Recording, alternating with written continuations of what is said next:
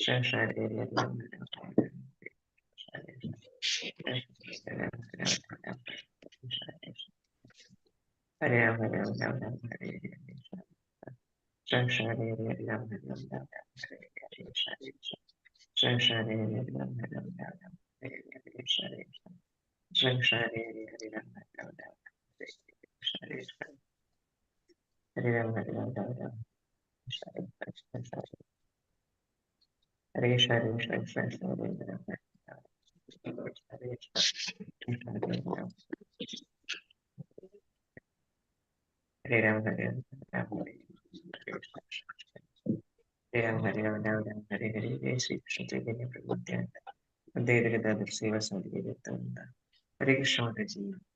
Krishna Mataji pranam. 2 minute late. ഞാൻ നാമം ജപിച്ചു, അപ്പൊ ആ ഒരു മാല കംപ്ലീറ്റ് ചെയ്തു. അത് ഹരേ കൃഷ്ണ. ഹരേ കൃഷ്ണ. ഓം നമോ ഭഗവതേ വാസുദേവായ. ഓം നമോ ഭഗവതേ വാസുദേവായ. ഓം നമോ ഭഗവതേ വാസുദേവായ. ഓം അജ്ഞാനതിമിരാന്തസ്യ ജ്ഞാനാഞ്ജനാശലാകയാ ചക്ഷുരുന്മീലിതം യേന തസ്മൈ ശ്രീ ഗുരവേ നമഃ. നമോ വിഷ്ണുപാദായ കൃഷ്ണപ്രേഷ്ഠായ ഭൂതലേ ശ്രീമതേ ഭക്തിവേദാന്ത സ്വാമിനിതി നാമിനേ. നമസ്തേ സാരസ്വതേ ദേവേ ഗൗരവാണി പ്രചാരിണേ നിർവിശേഷ ശൂന്യവാദി പാശ്ചാത്യദേശധാരിണേ. ജയ ശ്രീ കൃഷ്ണ ചൈതന്യ പ്രഭു നിത്യാനന്ദ ശ്രീ അദ്വൈത ഗദാധര ശ്രീവാസാദി ഗൗരഭക്തവൃന്ദ. ഹരേ കൃഷ്ണ കൃഷ്ണ കൃഷ്ണ ഹരേ ഹരേ, ഹരേ രാമ രാമ രാമ ഹരേ ഹരേ. ഹരേ കൃഷ്ണ. ശ്രീ ശ്രീ രാധാ ഗോവിന്ദ ടെമ്പിൾ ഇസ്കോൺ ബാംഗ്ലൂരിന്റെ ഭഗവത്ഗീത ക്ലാസ്സിലേക്ക് എല്ലാവർക്കും സ്വാഗതം. ഹരേ കൃഷ്ണ. എല്ലാവർക്കും പ്രണാമം. ഹരേ കൃഷ്ണ. ഹരേ കൃഷ്ണ. എല്ലാവർക്കും പ്രണാമം. ഹരേ കൃഷ്ണ. നമ്മൾ 9ാമത്തെ അധ്യായല്ലേ? 9 എത്ര ശ്ലോകം എടുത്ത്? 4. 9ാമത്തെ അധ്യായം രാജവിദ്യ രാജഗുഹ്യയും കുറിച്ചവിടെ പറയുന്നത്. 9ാമത്തെ അധ്യായത്തില് രാജവിദ്യയാണ് രാജഗുഹ്യമാണെന്ന് പറയുന്നത് എന്താണ്? എന്തിനെ കുറിച്ചാ പറയുന്നേ?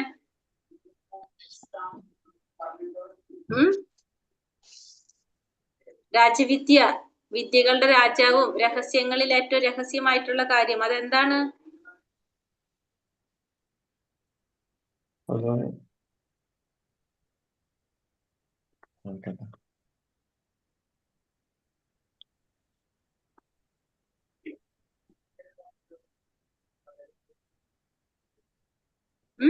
അവർ മറന്നോ? രാജവിദ്യ രാജഗുഹ്യം, രഹസ്യങ്ങളിൽ വെച്ച് ഏറ്റവും രഹസ്യമായിട്ടുള്ളത് എന്താണ്? എന്തിനെ കുറിച്ചാ പറയുന്നത് ഇവിടെ? ജ്ഞാനത്തിനെ കുറിച്ച്.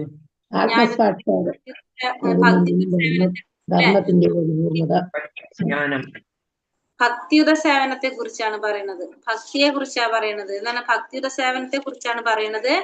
രഹസ്യങ്ങളിൽ വെച്ച് ഏറ്റവും രഹസ്യമായിട്ടുള്ളതും പിന്നെ വിദ്യകളിൽ വെച്ചിട്ട് രാജവിദ്യ, വിദ്യകളുടെ രാജാവാണെന്ന് പറയുന്നത് എന്തിനാണ് ഇവിടെ? ഭക്തിയുടെ സേവനത്തെയാണ് പറയുന്നത് കേട്ടോ ഈ അധ്യായത്തില്.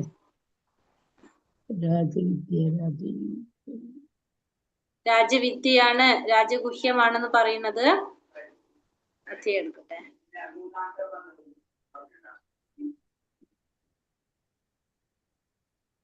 അധ്യായം 9.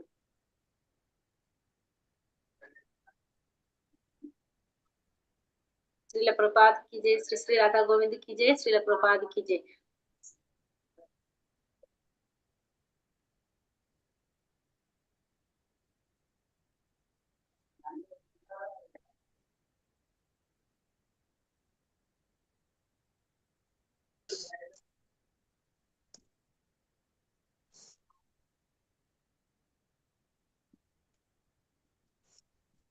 ഇതെന്താ പറഞ്ഞത്? ഭഗവാൻ പറഞ്ഞത് ഭക്തിയുടെ സേവനത്തിൽ വിശ്വാസമില്ലാത്തവർക്ക് ഭഗവാനെ പ്രാപിക്കാനായിട്ട് സാധിക്കില്ല. അതുകൊണ്ട് ഈ ഭൗതിക ലോകത്തിൽ ജനന മരണങ്ങളുടെ വഴിയിലേക്ക് അവര് വീണ്ടും എത്തും. അപ്പൊ ഭക്തിയുടെ സേവനത്തെ കുറിച്ചാണ് ഇതിൽ പറയുന്നത്. 2ാമത്തിൽ പറയുന്നുണ്ടാവും അല്ലെ? വിജ്ഞാനം അതല്ലേ മാതാജി? ജ്ഞാനത്തിനെ പറ്റിയും വിജ്ഞാനത്തിനെയും പറ്റിയിട്ടല്ലേ ഇത് പറയുന്നത്? ഭഗവാൻ പറയുന്നത് ഈ അധ്യായത്തിൽ പറയുന്നത് ഭക്തിയുടെ സേവനത്തെ കുറിച്ചാണ് ഈ അധ്യായത്തിൽ പറയുന്നത്. ജ്ഞാനം വിജ്ഞാനം എന്ന് പറയുന്നത് എന്താണ്? ഭക്തി. ഈ അറിവ്. ദേ ഇവിടെ ഒന്നാമത്തെ ശ്ലോകത്തിൽ ലാസ്റ്റ് വായിച്ചിരിക്കുക. ഈ ഒന്നാം ശ്ലോകത്തിന് ഒരു സവിശേഷതയുണ്ട്. ഇതം ജ്ഞാനം. ഈ അറിവ് എന്നതുകൊണ്ട് എന്താണ് ഉദ്ദേശിക്കുന്നത്? ശുദ്ധമായ ഭക്തിയുടെ സേവനത്തെയാണ് ഉദ്ദേശിക്കുന്നത്. മനസ്സിലായോ? എന്തിനാണ് ഉദ്ദേശിക്കുന്നത്? അപ്പൊ ശുദ്ധമായ ഭക്തിയുടെ സേവനത്തെയാണ് ഇവിടെ ഉദ്ദേശിക്കുന്നത്. ഭക്തിയുടെ സേവനാണ് ഉദ്ദേശിക്കുന്നത്. അത് ചെയ്യണമെങ്കിൽ നമുക്ക് എന്ത് വേണം? ഭഗവാനിൽ വിശ്വാസം ഉണ്ടാവണം.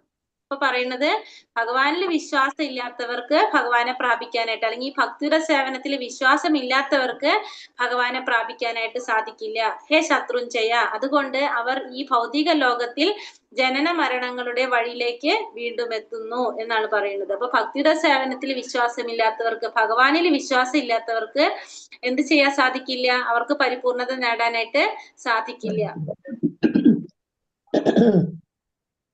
ഹരേ കൃഷ്ണ. അത്ര വരല്ലേ? നമ്മൾ 3 എണ്ണല്ലേ എടുത്തുള്ളൂ? ഹരേ കൃഷ്ണ. നമോ ഭഗവതേ വാസുദേവായ. മയാ തദമിതം സർവം ജഗദവ്യക്തമൂർത്തിന മത്സ്ഥാനി സർവഭൂതാനി ന ചാഹം തേഷു വസ്ഥിതഃ. അവ്യക്തമായ രൂപത്തിൽ ഞാൻ ഈ പ്രപഞ്ചമെമ്പാടും വ്യാപിച്ചു നിൽക്കുന്നു. സർവഭൂതങ്ങളും എന്നിലാണ്, ഞാൻ അവയിലല്ല സ്ഥിതി ചെയ്യുന്നത്. അപ്പൊ ഭഗവാൻ എന്താ പറയണത്? ഈ അവ്യക്തമായ രൂപത്തില് ഭഗവാൻ ഈ പ്രപഞ്ചം മുഴുവനും വ്യാപിച്ചു നിൽക്കാണ് ചെയ്യുന്നത്. എല്ലാ ഭൂതങ്ങളും ആരിലാണ് സ്ഥിതി ചെയ്യുന്നത്? സർവചരാചരങ്ങളും എല്ലാതും ഭഗവാനിലാണ് സ്ഥിതി ചെയ്യുന്നത്. പക്ഷെ ഭഗവാൻ അവയിലല്ല സ്ഥിതി ചെയ്യുന്നത്. ഈ ഭൗതിക പ്രപഞ്ചത്തില് വ്യക്തമല്ലാത്ത രൂപത്തില്, നമുക്ക് മനസ്സിലാകാത്ത രൂപത്തില് ഭഗവാൻ എല്ലായിടവും വ്യാപിച്ചു നിൽക്കുന്നുണ്ട്. എല്ലാതും ഭഗവാനിലാണ് സ്ഥിതി ചെയ്യുന്നത്. പക്ഷെ നമുക്ക് കാണാൻ സാധിക്കുന്നില്ല. കാരണം എന്തുകൊണ്ടാണ്? നമ്മുടെ ഇന്ദ്രിയങ്ങൾ എങ്ങനെയാ പറയുന്നത്? എന്തുകൊണ്ടാണ് നമുക്ക് കാണാൻ സാധിക്കാത്തത്? പറയുന്നു ഭഗവാൻ ശ്രീകൃഷ്ണന്റെ നാമം, യശസ്, ലീലകൾ മുതലായവ ഭൗതിക ഇന്ദ്രിയങ്ങൾക്ക് വിഷയീഭവിക്കുന്നില്ല. നമ്മുടെ ഇന്ദ്രിയങ്ങൾ കൊണ്ട് നമുക്ക് കാണാനായിട്ട് സാധിക്കുന്നില്ല. എന്താണ്? ശ്രീകൃഷ്ണ നാമാതി ന ഭാവേത് ഗ്രാഹ്യം ഇന്ദ്രിയേഹി സവോന്മുഖേഹി ജിഹ്വാതോ സ്വയമേവ സ്ഫുരത്യതഃ. എന്ന് വെച്ചാല് നമുക്ക് എന്താണ്? ഭഗവാന്റെ നാമം, രൂപം, ഗുണം, ലീലകൾ, യശസ് ഒന്നും നമ്മുടെ ഇന്ദ്രിയങ്ങൾ കൊണ്ട്, നമുക്ക് നമ്മുടെ ഈ കണ്ണുകൾ കൊണ്ട് നമുക്ക് കാണാനായിട്ട് സാധിക്കില്ല, അറിയാൻ സാധിക്കില്ല. പരിശുദ്ധമായ ഭക്തിയോടെ, ശരിയായ മാർഗനിർദ്ദേശത്തോടെ ഭഗവത് സേവനത്തിൽ ഏർപ്പെട്ടവർക്ക് അത് അറിയാൻ കഴിയൂ. അപ്പൊ ഭക്തിയുടെ സേവനം ചെയ്യുന്നവർക്ക്, ഭക്തിയോടെ ഭഗവാനിൽ വിശ്വാസമുള്ളവർക്ക് മാത്രമേ ഇത് മനസ്സിലാക്കാനായിട്ട്, സേവനത്തിൽ ഏർപ്പെട്ടവർക്ക് മാത്രമേ ഭഗവാനെ കുറിച്ച് അറിയാനായിട്ട് സാധിക്കുള്ളൂ എന്നുള്ളത് പറയാണ്. ഭഗവാൻ ഗോവിന്ദനോടുള്ള അതീന്ദ്രിയ പ്രേമത്തെ വളർത്തിയെടുത്ത ഭക്തന് അദ്ദേഹത്തെ തന്റെ ഉള്ളിലും പുറത്തും ഒരുപോലെ കാണാനായിട്ട് കാണിക്കപ്പെടും. എങ്ങനെയാണ്? ഭഗവാൻ ഗോവിന്ദനോടുള്ള അതീന്ദ്രിയമായിട്ടുള്ള പ്രേമം വളർത്തിയെടുത്തൊരു ഭക്തന് സാധിക്കും. എങ്ങനെ? ഭഗവാനെ അവരുടെ ഉള്ളിലും പുറത്തും കാണാനായിട്ട് സാധിക്കും. അപ്പൊ എങ്ങനെയുള്ളവർക്ക് മാത്രമേ ഭഗവാനെ അറിയാൻ സാധിക്കുള്ളൂ? ഭക്തി ഉണ്ടെങ്കിൽ മാത്രം, ഭഗവാനിൽ വിശ്വാസം ഉണ്ടെങ്കിൽ മാത്രമേ ഭഗവാനെ കുറിച്ച് അറിയാനായിട്ട് സാധിക്കുന്നുള്ളൂ. അല്ലാത്തവർക്ക് ഭഗവാനെ കുറിച്ച് അറിയാനായിട്ട് സാധിക്കില്ല. മത്സ്ഥാനി ഭൂതാനി പശ്യ മേ യോഗമൈശ്വര്യം ഭൂതപൃന്നച്ച ഭൂതസ്ഥോ മമാത്മാ ഭൂതഭാവനഃ. സൃഷ്ടിജാലങ്ങളൊന്നും എന്നിൽ സ്ഥിതി ചെയ്യുന്നില്ല. എന്റെ യോഗപ്രഭാവം നോക്കൂ. സർവഭൂതങ്ങളുടെയും പരിപാലകനും സർവവ്യാപിയുമാണെങ്കിലും ഞാൻ ഈ പ്രത്യക്ഷ പ്രപഞ്ചത്തിന്റെ ഒരംശമല്ല, മറിച്ച് ഞാനാണ് ഈ പ്രപഞ്ചത്തിന്റെ ഉത്ഭവസ്ഥാനം. സൃഷ്ടിജാലങ്ങളൊന്നും എന്നിൽ സ്ഥിതി ചെയ്യുന്നില്ല. എന്താ പറഞ്ഞത്? സൃഷ്ടിജാലങ്ങളൊന്നും ഭഗവാനെ സ്ഥിതി ചെയ്യുന്നില്ല. എന്റെ യോഗപ്രഭാവം നോക്കൂ. സർവഭൂതങ്ങളുടെയും പരിപാലകനാണ്, സർവവ്യാപിയുമാണെങ്കിലും ഞാൻ ഈ പ്രത്യക്ഷ പ്രപഞ്ചത്തിന്റെ ഒരംശമല്ല. എങ്ങനെയാണ്? പ്രപഞ്ചത്തിന്റെ ഒരു അംശമല്ല ഭഗവാൻ. എങ്ങനെയാണ്? ഈ പ്രപഞ്ചം ഉത്ഭവിച്ചിരിക്കുന്നത് എങ്ങനെയാണ്? ഭഗവാനിൽ നിന്നാണ്. അപ്പൊ പ്രപഞ്ചത്തിന്റെ ഉത്ഭവസ്ഥാനം ഭഗവാൻ. പക്ഷെ ഭഗവാൻ ഇതിന്റെ ഒരു അംശമല്ല, ഭഗവാനാണ് ഇതിന്റെ ഉത്ഭവസ്ഥാനം. ഈ പ്രപഞ്ചം സൃഷ്ടിച്ചിരിക്കുന്നത് ആരാണ്? ഭഗവാനാണ്. അപ്പൊ എല്ലാതും പരിപാലകനാണ്, എല്ലായിടവും സർവ്വവ്യാപിയുമാണ്. ഭഗവാൻ സർവ്വവ്യാപിയുമാണ്. പക്ഷെ ഈ പ്രത്യക്ഷ പ്രപഞ്ചത്തിന്റെ ഒരു അംശമല്ല ഭഗവാൻ, ഈ പ്രപഞ്ചത്തിന്റെ ഉത്ഭവസ്ഥാനമാണ് ഭഗവാൻ എന്ന് പറയുന്നു. ഭൂഗോളത്തെ തോളിൽ ചുമന്നുകൊണ്ട് നിൽക്കുന്ന അറ്റ്ലസിന്റെ ചിത്രം പലരും കണ്ടിരിക്കും. ഭൂമണ്ഡലമാകുന്ന ഈ ഭാരം തോളിലെടുത്തുകൊണ്ട് അയാൾ നന്നെ ക്ഷീണിച്ചിട്ടുണ്ടെന്ന് തോന്നും. അത്തരം ഒരു രൂപമാണ് കൃഷ്ണന്റേതെന്ന് സങ്കല്പിച്ചുകൂടാ. എല്ലാം എന്നിൽ സ്ഥിതി ചെയ്യുന്നുവെങ്കിലും ഞാൻ അവയിലല്ല എന്നാണ് അദ്ദേഹം പറയുന്നത്. ഗ്രഹവ്യൂഹങ്ങൾ അന്തരീക്ഷത്തിൽ ഒഴുകി നടക്കുകയാണ്. ആ അന്തരീക്ഷമാകട്ടെ ഭഗവത് ശക്തിയുമാണ്. അതിൽ നിന്ന് വിഭിന്നമാണ് ഭഗവാൻ. കൃഷ്ണൻ എന്തെങ്കിലും ചെയ്യണമെന്നുണ്ടെങ്കിൽ അത് ആഗ്രഹിച്ചാൽ മാത്രം മതി. എങ്ങനെയാണിതെല്ലാം ചെയ്തതെന്ന് നമുക്ക് ഊഹിക്കാൻ കൂടി സാധിക്കാത്ത വിധത്തിൽ ഭംഗിയായി അത് നിറവേറ്റപ്പെടും. അപ്പോ ഭഗവാൻ എന്താണ്? ഭഗവാൻ ഈ പ്രപഞ്ചത്തിന്റെ സൃഷ്ടാവാണ്. ഭഗവാനാണ് ഈ പ്രപഞ്ചം ഉത്ഭവിച്ചിരിക്കുന്നത്. ഭഗവാനിൽ നിന്നാണ്. അപ്പോ ഭഗവാനിൽ നിന്നാണ് ഇത് ഉത്ഭവിച്ചിരിക്കുന്നത്. പിന്നെന്താ പറയണത്? എന്നാലും ഭഗവാൻ അതിലല്ല സ്ഥിതി ചെയ്യുന്നത്. എന്നിലും ഭഗവാൻ അതിലല്ല സ്ഥിതി എന്നിൽ നിന്നാണിത് ഉത്ഭവിച്ചെങ്കിലും ഭഗവാൻ അതിലല്ല സ്ഥിതി ചെയ്യുന്നത്. ഗ്രഹവ്യൂഹങ്ങൾ അന്തരീക്ഷ വ്യൂഹത്തിൽ ഒഴുകി നടക്കുകയാണ്. ആ അന്തരീക്ഷമാകുക എങ്ങനെയാണ്? ഭഗവത് ഭഗവാന്റെ ശക്തിയാണ്. അതിൽ നിന്ന് ഭിന്നനാണ് ആര്? ഭഗവാൻ. കൃഷ്ണൻ എന്തെങ്കിലും ചെയ്യണമെങ്കിൽ എന്താണ്? അത് ആഗ്രഹിച്ചാൽ മാത്രം മതി. എങ്ങനെയാണ് അത് ചെയ്തതെന്ന് നമുക്ക് ഊഹിക്കാനായിട്ട് അചിന്യമാണ്. നമ്മളത് ഓൾറെഡി പറഞ്ഞു കഴിഞ്ഞു. നമുക്ക് ചിന്തിക്കുന്നതിന്റെ അപ്പുറമാണ് ഭഗവാന്റെ ശക്തികളും ഭഗവാന്റെ എല്ലാ കാര്യങ്ങളും നമുക്ക് ചിന്തിക്കുന്നതിന്റെ അപ്പുറമാണ്. അപ്പോ നമുക്ക് ഊഹിക്കാനും കൂടി സാധിക്കാത്ത വിധത്തില് ഭഗവാൻ അത് ഭംഗിയായിട്ട് നിർവഹിക്കാനായിട്ട് സാധിക്കും. യഥാകാശസ്ഥിതോ നിത്യം വായു സർവത്ര ഗോമഹാൻ തഥാ സർവാണി ഭൂതാനി മത്സ്ഥാനീത്യുപധാരയ. ആകാശത്തിൽ സ്ഥിതി ചെയ്തത് കൊണ്ട് തന്നെ കാറ്റ്, ശക്തിയുള്ള കാറ്റ് എല്ലായിടത്തും സഞ്ചരിക്കുന്നു. അതുപോലെ സർവ്വ സൃഷ്ടികളും എക്കാലത്തും എന്നിലാണ് വിശ്രമിക്കുന്നത്. ഇനി ആ പറഞ്ഞത് നമുക്ക് മനസ്സിലാവുന്ന രീതിയിൽ ഭഗവാൻ പറഞ്ഞതാണ്. എങ്ങനെയാണ്? ആകാശത്തിൽ സ്ഥിതി ചെയ്തത് കൊണ്ട് തന്നെ ശക്തിയുള്ള കാറ്റ് എന്ത് ചെയ്യും? എല്ലായിടവും സഞ്ചരിക്കും.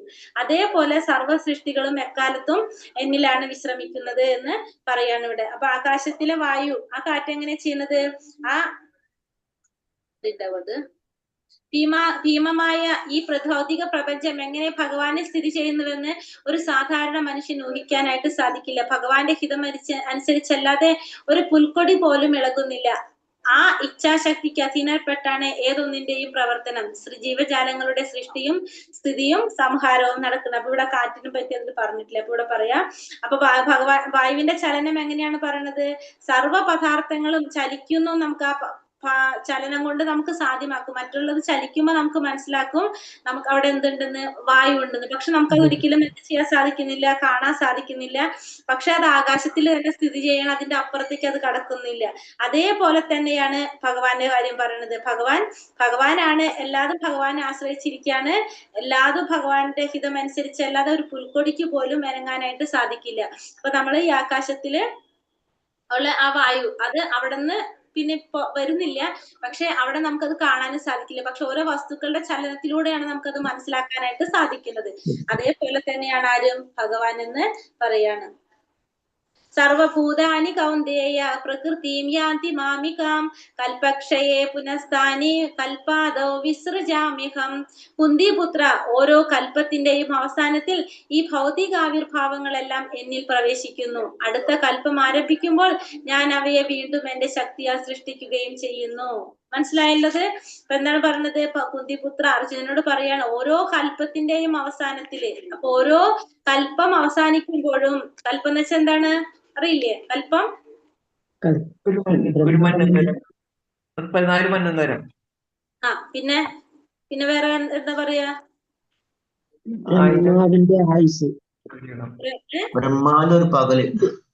ബ്രഹ്മാവിന്റെ ഒരു പകലാണ് കൽപ്പം. ബ്രഹ്മാവിന്റെ ഒരു പകൽ. ഓരോ പകല് കഴിയുന്തോറും എന്താ ചെയ്യുന്നത്? ഈ ഭൗതികമായിട്ടുള്ള ആവിർഭാവങ്ങളെല്ലാം ഭഗവാനിൽ പ്രവേശിക്കും. അടുത്ത കൽപ്പം ആരംഭിക്കുമ്പോ എന്താണ്? അത് വീണ്ടും ഭഗവാന്റെ ശക്തിയിൽ സൃഷ്ടിക്കപ്പെടാ ചെയ്യുന്നത്. അപ്പൊ ഓരോ പകല് കഴിയുമ്പോ, അതായത് രാത്രിയാവുമ്പോ ഇതൊക്കെ പോവുകയും ചെയ്യും. നേരം വെളുക്കുമ്പോ എന്ത് ചെയ്യും? വീണ്ടും അത് സൃഷ്ടിക്കുകയും ചെയ്യും. അത് ബ്രഹ്മാവിന്റെ ഓരോ രാത്രിയും പകലും സംഭവിക്കുന്നതാണിത്. അപ്പൊ ഭഗവാൻ ഇവിടെ എന്താ പറഞ്ഞ? ആവിർഭാവങ്ങളെല്ലാം ഭഗവാനില് പ്രവേശിക്കും. അത് കഴിഞ്ഞ് വീണ്ടും അത് സൃഷ്ടിക്കുന്നു. കൽപ്പാവസാനം എന്നത് ബ്രഹ്മാവിന്റെ മൃത്യുവിനെയാണ് കുറിക്കുന്നത്. ഒരു നൂറ്റാണ്ട് നിലനിൽക്കുന്നതാണ് ബ്രഹ്മാവിന്റെ ജീവിതകാലം. അതിന്റെ ഓരോ പകലും ഭൂലോകവാസികളുടെ 430 കോടി സംവത്സരങ്ങൾ ഉൾക്കൊണ്ടതത്രേ. 100 സംവത്സരങ്ങൾ തികഞ്ഞ് ബ്രഹ്മാവ് മരണമടയുമ്പോൾ പ്രളയം ഉണ്ടാകും. ഭഗവാനിൽ നിന്ന് ആരംഭിച്ച ശക്തി അദ്ദേഹത്തെ തന്നെ പ്രാപിക്കുന്നെന്നർത്ഥം. അപ്പോ 100 വർഷമാണല്ലേ ബ്രഹ്മാവിന്റെ ആയുസ് നമ്മൾ കണ്ടത്. അപ്പൊ ഈ 100 വർഷം കഴിയുമ്പോ എന്താവും? മഹാപ്രളയം വരും. അപ്പൊ എല്ലാതും ആരിലേക്ക് തന്നെ ലയിച്ചു പോകും? ഭഗവാനിലേക്ക് തന്നെ വന്നു ചേരും. അപ്പൊ ഭഗവാനിൽ നിന്ന് ആരംഭിച്ചത് എവിടേക്ക് തന്നെ എത്താണ്? ഭഗവാനെ തന്നെ പ്രാപിക്കുകയാണ് ചെയ്യുന്നത്.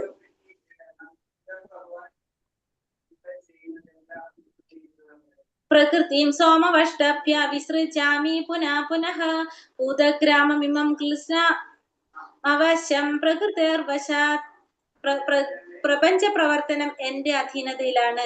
എന്റെ ഇച്ഛയ്ക്കനുസരിച്ച് അത് വീണ്ടും വീണ്ടും ആവിർഭവിക്കുകയും ഒടുവിൽ തിരോഭവിക്കുകയും ചെയ്യുന്നു. അപ്പൊ പ്രപഞ്ചത്തിന്റെ പ്രവർത്തനം ആരുടെ അധീനതയിൽ തന്നെയാണ്? അതും ഭഗവാന്റെ അധീനതയിൽ തന്നെയാണ്. ഭഗവാന്റെ ഇച്ഛയ്ക്കനുസരിച്ച് അത് വീണ്ടും വീണ്ടും ആവിർഭവിക്കുന്നു, ഒടുവിൽ അതെന്ത് സംഭവിക്കുകയാണ്? അതിന് തിരോഭാവം സംഭവിക്കുകയാണ് ചെയ്യുന്നത്. അപ്പൊ പ്രപഞ്ചം പ്രവർത്തിക്കുന്നതും ഭഗവാന്റെ അധീനതയിൽ തന്നെയാണ്. ഭഗവാന്റെ ഇച്ഛയ്ക്കനുസരിച്ച് അത് വീണ്ടും വീണ്ടും ആവിർഭവിക്കുകയും ചെയ്യും, തിരോഭവിക്കുകയും ചെയ്യും. അപ്പൊ ഇവിടെ എന്താ പറഞ്ഞ, പ്രപഞ്ചം ഭഗവാന്റെ ഇച്ഛയ്ക്കനുസരിച്ച് തന്നെയാണ് പ്രവർത്തിക്കുന്നത്. അത് ഓരോ പ്രപഞ്ച സൃഷ്ടിക്കും നമുക്കറിയാം. നമ്മള് 3 വിഷ്ണുമൂർത്തികളെ കുറിച്ച് പറഞ്ഞിട്ടുണ്ട്. പ്രപഞ്ചം സൃഷ്ടിക്കുന്നത് ആരാണ്?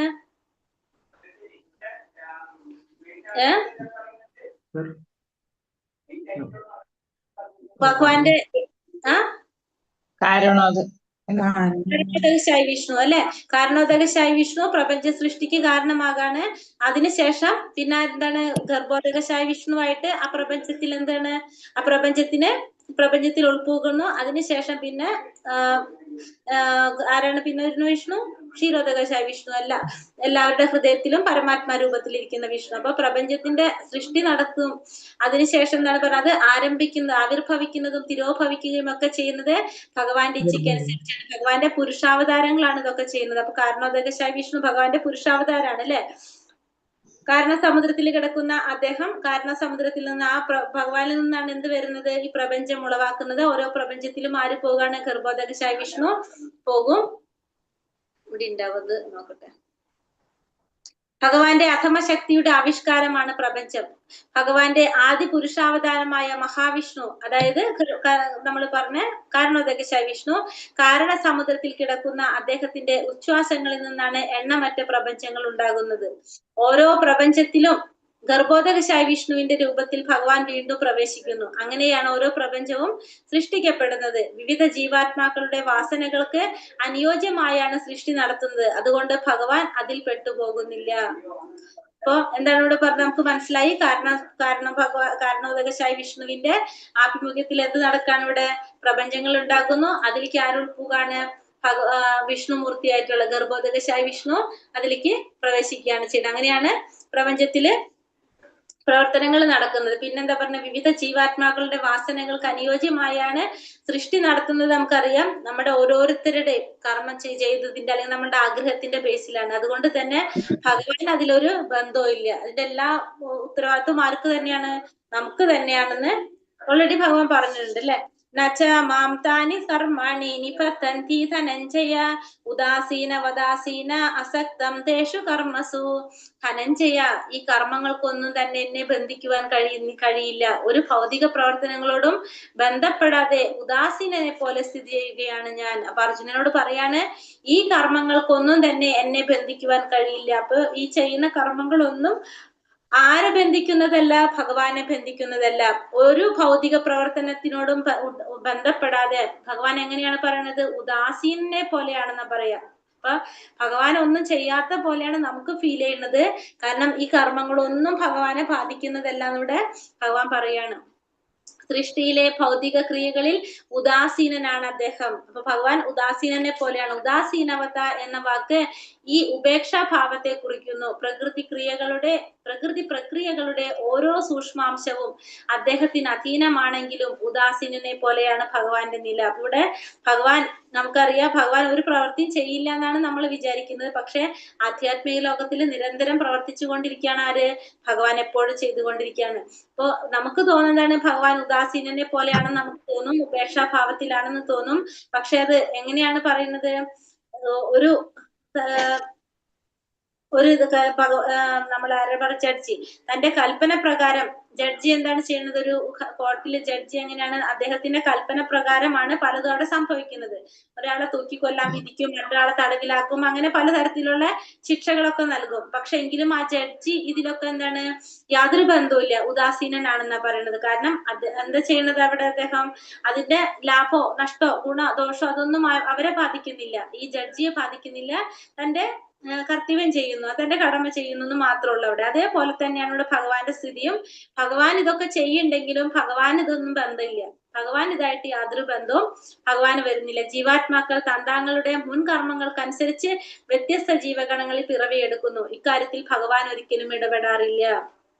ഇപ്പൊ ജീവാത്മാക്കള് തങ്ങൾ ചെയ്ത കർമ്മത്തിനനുസരിച്ച്, തങ്ങളുടെ ആഗ്രഹത്തിനനുസരിച്ച് എന്ത് ചെയ്യാണ്, പല ജീവാത്മാക്കൾ ഏതെങ്കിലും ഒരു ജീവാത്മാവിന്റെ യോനിയിൽ വന്ന് പിറക്കേണ്ടതായിട്ട് വരും. പക്ഷെ ഭഗവാൻ ഇതില് യാതൊന്നും ഇടപെടാറില്ല എന്നാണ് പറയുന്നത്.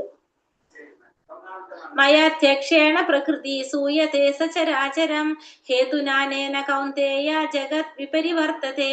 അല്ലയോ കുന്തിപുത്ര, എന്റെ ശക്തി വിശേഷങ്ങളിൽ ഒന്നായ ഈ ഭൗതിക പ്രകൃതി എന്റെ നിർദ്ദേശം അനുസരിച്ച് ചരാചരങ്ങളെ എല്ലാം സൃഷ്ടിക്കുന്നു. ഈ നിയമം അനുസരിച്ച് വീണ്ടും വീണ്ടും പ്രപഞ്ചം സൃഷ്ടിക്കുകയും സംഹരിക്കപ്പെടുകയും ചെയ്യുന്നു. ഇവിടെ എന്താ പറയുന്നത്, അല്ലയോ കുന്തിപുത്ര, എന്റെ ശക്തി വിശേഷങ്ങളിൽ ഒന്നായ ഈ ഭൗതിക പ്രകൃതി എന്താ ചെയ്യുന്നത്, ഭഗവാന്റെ നിർദ്ദേശത്തിനനുസരിച്ചാണ് എല്ലാ ചരാചരങ്ങളെ സൃഷ്ടിക്കുന്നത്. അപ്പൊ ഭൗതിക പ്രകൃതി അല്ല സൃഷ്ടിക്കുന്നത്, ഭൗതിക പ്രകൃതി എന്താ ചെയ്യുന്നത്, ഭഗവാൻ പറയുന്നതിനനുസരിച്ചാണ്, ഭഗവാന്റെ ഇച്ഛയ്ക്ക് അനുസരിച്ചാണ് ഇതൊക്കെ ചെയ്യുന്നത്. ഈ നിയമം അനുസരിച്ച് വീണ്ടും വീണ്ടും പ്രപഞ്ചം സൃഷ്ടിക്കുകയും സംഹരിക്കപ്പെടുകയും ചെയ്യുന്നു. ഭൗതിക ലോകത്തില് ഈ ഭൗതിക പ്രവർത്തനങ്ങളെല്ലാം നടക്കുന്നത് ആരുടെ ആഭിമുഖ്യത്തിൽ തന്നെയാണ്, ഭൗതിക പ്രപഞ്ചത്തിലെ എല്ലാ പ്രവർത്തനങ്ങളും നടക്കുന്നത് ഭഗവാന്റെ നിയന്ത്രണത്തിലാണ്. കാരണം ഭൗതിക പ്രകൃതിയെ വേണ്ട കാര്യങ്ങൾ ചെയ്യിപ്പിക്കുന്നത് ആരാണ്, വേണ്ട നിർദ്ദേശങ്ങൾ കൊടുത്ത് ആ നിർദ്ദേശങ്ങൾക്കനുസരിച്ച് പ്രവർത്തിക്കുന്നത് ഭൗതിക പ്രകൃതിയാണ്. പക്ഷെ എല്ലാതും കൺട്രോൾ ആരുടെ കയ്യിൽ തന്നെയാണ്, ഭഗവാന്റെ കയ്യിൽ തന്നെയാണ്. ഭഗവാന്റെ ഇച്ഛയ്ക്ക് അനുസരിച്ചാണ് എല്ലാതും പ്രവർത്തിക്കുന്നത്. അപ്പൊ ആ ഭരണ ചുമതല മാത്രമാണ് ആർക്കുള്ളത്, ഭൗതിക പ്രകൃതിക്ക് ഉള്ളത്. ഭഗവാന്റെ ഇച്ഛയ്ക്ക് അനുസരിച്ചാണ് എല്ലാതും പ്രവർത്തിക്കുന്നത്. ഭൗതിക ലോകത്തിന്റെ പ്രവർത്തനങ്ങളിൽ നിന്നെല്ലാം അകന്നാണ് ഭഗവാൻ സ്ഥിതി ചെയ്യുന്നതെങ്കിലും അവയുടെ ആത്യന്തിക നിയന്ത്രണം അദ്ദേഹത്തിൻ്റെതാണ്. അപ്പോ നമുക്ക് തോന്നുന്നതാണ്, ഭൗതിക പ്രകൃതിയാണ് എല്ലാം ചെയ്യുന്നത്. പക്ഷെ അതിന്റെ ആത്യന്തിക നിയന്ത്രണം ആരുടെ കയ്യിൽ തന്നെയാണ്, ഭഗവാന്റെ കയ്യിൽ തന്നെയാണ്. ഭഗവാന്റെ കടാക്ഷം മാത്രത്താൽ പ്രകൃതി ഗർഭത്തിൽ സർവ്വജീവഗണങ്ങളുടെയും ബീജാവാപം ചെയ്യുന്നു. മുൻജന്മത്തിലെ ആഗ്രഹങ്ങൾക്കും പ്രവർത്തികൾക്കും അനുസരിച്ചായിരിക്കും അവ ഓരോന്നും ഓരോ വർഗത്തിലും ആകൃതിയിലും പിറക്കുന്നത്. ഭൗതിക പ്രകൃതിക്ക് ഭഗവതാജ്ഞ അനുസരണയല്ലാതെ ഒന്നും ചെയ്യാൻ സാധ്യമല്ല. അപ്പൊ ഈ ഭൗതിക പ്രകൃതി ഭഗവാന്റെ അനുസരിച്ച് പ്രവർത്തിക്കുന്നതാണ്. ഭഗവാൻ എന്താണോ പറയുന്നത് അതിനനുസരിച്ചാണ് ഭൗതിക പ്രകൃതി പ്രവർത്തിക്കുന്നത്. അപ്പൊ ഭഗവാന്റെ കടാക്ഷ മാത്രത്താൽ എന്താണ് സംഭവിക്കുന്നത്, പ്രകൃതി ഗർഭത്താൽ സർവ്വ ജീവഗണങ്ങളുടെയും ബീജാവാപം ചെയ്യുന്നു. മുൻ ജന്മത്തിലെ ആഗ്രഹങ്ങൾക്കും നമ്മൾ ചെയ്ത കർമ്മത്തിനും അനുസരിച്ച് നമ്മൾ എന്താണ്, ഓരോ ജീവിവർഗത്തിലെ അല്ലെങ്കിൽ ഓരോ ആകൃതിയിലെ ഓരോ യോനിയിൽ വന്ന് പിറവിയെടുക്കാണ്. പക്ഷെ ഭൗതിക പ്രകൃതിക്ക് ഒരിക്കലും തന്റെ ഇഷ്ടത്തിനൊന്നും ചെയ്യാൻ സാധിക്കില്ല. ഭഗവാന്റെ ഇച്ഛയ്ക്ക് അനുസരിച്ച് മാത്രമേ പ്രവർത്തിക്കാനായിട്ട് സാധിക്കുള്ളൂ. അവജാനന്തി മാ മൂഢ മാനുഷീം തനും ആശ്രിതം പരം ഭാവമജാനന്തോ മമ ഭൂത മഹേശ്വരം. മനുഷ്യരൂപത്തിൽ അവതരിക്കുന്ന എന്നെ മൂഢന്മാർ നിന്ദിക്കുന്നു. എല്ലാറ്റിനും ഈശ്വരനായ എന്റെ അതീന്ദ്രിയ സ്വഭാവം അവർക്ക് അറിഞ്ഞുകൂടാ. ഇപ്പൊ എന്താ പറയുക, മനുഷ്യരൂപത്തിൽ അവതരിക്കുന്ന ഭഗവാന് മൂഢന്മാരെന്താ ചെയ്യണത്, അവർ നിന്ദിക്കാണ്. എല്ലാറ്റിനും ഈശ്വരനായ ഭഗവാന്റെ അതീന്ദ്രിയ സ്വഭാവം ആർക്കറിയില്ല, ഈ മൂഢന്മാർക്കറിയില്ല. ഭഗവാനെ കുറിച്ച് മനസ്സിലാത്തവർക്ക് ഒരിക്കലും ഭഗവാനെ കുറിച്ച് അറിയാനായിട്ട് സാധിക്കില്ല. അവര് ഭഗവാനെ മനുഷ്യരൂപത്തില്, കാരണം അവർക്ക് ഭഗവാൻ മുന്നിൽ വന്നു നിന്നാലും അവർക്ക് കണ്ടാൽ മനസ്സിലാവില്ല ഭഗവാനെ. കാരണം ഭഗവാനിൽ ഭക്തിയുള്ളവർക്കും വിശ്വാസമുള്ളവർക്കും മാത്രമേ ഭഗവാനെ കാണാനും അറിയാനും സാധിക്കുള്ളൂ. അപ്പൊ ഭഗവാന്റെ അതീന്ദ്രിയ സ്വഭാവം ആർക്കറിയില്ല, മൂഢന്മാർക്ക് അറിയില്ല. പ്രപഞ്ചത്തിന്റെ സൃഷ്ടിസ്ഥിതി സംഹാരങ്ങളെ നിയന്ത്രിക്കുന്ന ഭഗവാൻ വെറും ഒരു മനുഷ്യനാകാൻ വയ്യ. എങ്കിലും കൃഷ്ണനെ കരുത്തേറിയ ഒരു മനുഷ്യനെന്ന് മാത്രം കരുതുന്ന മൂഢന്മാർ പലരുമുണ്ട്. സാധാരണ ഒരു മനുഷ്യനായിട്ട് കാണുന്നവർ മൂഢന്മാരാണ്. അങ്ങനത്തെ പലരുമുണ്ട്. അർജുനന്റെ സഖാവായും കുരുക്ഷേത്ര യുദ്ധത്തിൽ ഏർപ്പെട്ട തന്ത്രജ്ഞനായും മനുഷ്യരെ പോലെ അഭിനയിക്കുന്നു. എന്നാൽ അദ്ദേഹം അതെങ്ങനെയാണ്? ആ ശരീരം സച്ചിദാനന്ദമയമാണ്. അപ്പൊ അർജുനന്റെ കൂട്ടുകാരനായിട്ട് പിന്നെ കുരുക്ഷേത്ര യുദ്ധത്തിലെ രാജ്യതന്ത്രജ്ഞനായിട്ട് മനുഷ്യരെ പോലെയാണ് ആരെ കണ്ടിരുന്നത്? ഭഗവാനെ കണ്ടിരുന്നത്. പക്ഷെ ഭഗവാന്റെ ശരീരം എങ്ങനെയാണ്? സച്ചിദാനന്ദമയമാണെന്ന് പറയുന്നത്. സച്ചിദാനന്ദമയമാണ് ഭഗവാന്റെ ശരീരം. കൃഷ്ണനെ വെറും ഒരു മനുഷ്യനെന്ന് കണക്കാക്കാൻ മൂഢന്മാർക്ക് മാത്രമേ കഴിയൂ. സത്ത്, ചിത്ത്, ആനന്ദം എന്നിവയുടെ പ്രതീകമാണ് കൃഷ്ണന്റെ ദിവ്യ ശരീരം എന്ന് അവർക്ക് അറിഞ്ഞുകൂടാ. ഭഗവാന്റെ അന്തരംഗ ശക്തിയുടെ പ്രത്യക്ഷീഭാവമാണ് ഭൗതിക ലോകത്തിലേക്കുള്ള അവതാരം. അപ്പൊ ഭഗവാൻ ആരാണ് പറഞ്ഞത്? ഭഗവാൻ സച്ചിദാനന്ദമയനാണ്. അപ്പൊ ഭഗവാനെ സാധാരണ ഒരു മനുഷ്യന് കണക്കാക്കാനേ ആർക്ക് സാധിക്കുള്ളൂ? മൂഢന്മാർക്ക് സാധിക്കുള്ളൂ. അല്ലാതെ അവർക്ക് അറിയില്ല ഭഗവാനെ കുറിച്ച്. ഭഗവാൻ സച്ചിദാനന്ദമയനാണ് എന്നുള്ളത്, ഭഗവാന്റെ ശരീരം ദിവ്യമാണെന്നുള്ളതും അവർക്ക് അറിയാനായിട്ട് സാധിക്കില്ല. ഭഗവാന്റെ അന്തരംഗ ശക്തിയുടെ പ്രത്യക്ഷീഭാവമാണ് ഭൗതിക ലോകത്തിലേക്കുള്ള ഭഗവാന്റെ അവതാരത്തെ കുറിച്ച് പറയുന്നത്. അന്തരംഗ ശക്തിയുടെ പ്രത്യക്ഷീഭാവം, ഭഗവാന്റെ അന്തരംഗ ശക്തിയുടെ പ്രത്യക്ഷീഭാവമാണ് എന്ത്? ഭൗതിക ലോകത്തിലേക്കുള്ള അവതാരം. അപ്പൊ ഭൗതിക ലോകത്തിലേക്കുള്ള ഭഗവാന്റെ അവതാരം എന്ന് പറയുന്നത് അന്തരംഗ ശക്തിയുടെ പ്രത്യക്ഷഭാവമാണെന്ന് പറയുന്നത്. ഭഗവാന്റെ അന്തരംഗ ശക്തി ആരാണ്? അന്തരംഗ ശക്തി രാധാറാണി. രാധാറാണിയുടെ പ്രത്യക്ഷ ഭാവമാണ് ഭൗതിക ലോകത്തേക്കുള്ള ഭഗവാന്റെ അവതാരം എന്നുള്ളത് ആർക്കറിയില്ല? ഇവർക്ക് ആർക്കും അറിയാനായിട്ട് സാധിക്കില്ല. കാരണം ഇവരൊക്കെ എന്തിലാണ്? ഭൗതിക ശക്തിയിൽ, ഭൗതികതയിൽ വന്ന് നിൽക്കുന്നവരാണ്. അതുകൊണ്ട് ആ ശക്തി എത്ര കരുത്തുള്ളതാണെങ്കിലും അവർക്ക് തന്റെ നിയന്ത്രണത്തിലാണ്. തനിക്ക് അർപ്പണം ചെയ്യുന്ന ഏതൊരാൾക്കും അതിന് കീഴ്പ്പെടേണ്ടി വരും എന്നുള്ളതൊന്നും അവർക്ക് മനസ്സിലാകുന്നില്ല. ഭഗവാൻ അത് വ്യക്തമാക്കുന്നുണ്ട്.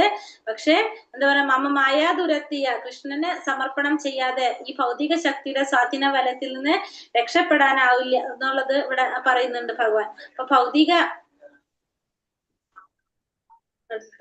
ശക്തിയുടെ സ്വാധീനതാ വലയത്തിൽ നിന്ന് രക്ഷപ്പെടാനാവുമെങ്കിൽ പ്രപഞ്ചത്തിന്റെ സൃഷ്ടിസ്ഥിതി സംഹാരങ്ങളെ നിയന്ത്രിക്കുന്ന ഭഗവാന്റെ ശരീരം എങ്ങനെ നമ്മുടേതുപോലെ ഭൗതികമായ ഒന്നാകും? അപ്പൊ ഈ ഭൗതികമായ ശക്തിയിൽ നിന്ന് രക്ഷപ്പെടാൻ സാധിക്കുകയാണെങ്കിൽ അപ്പൊ ഭഗവാന്റെ ശരീരം എങ്ങനെയായിരിക്കണം? നമ്മുടെ പോലെ തന്നെ ആയിരിക്കണം അല്ലെ? ഭൗതികമായിട്ടുള്ള പോലെ ആവണം.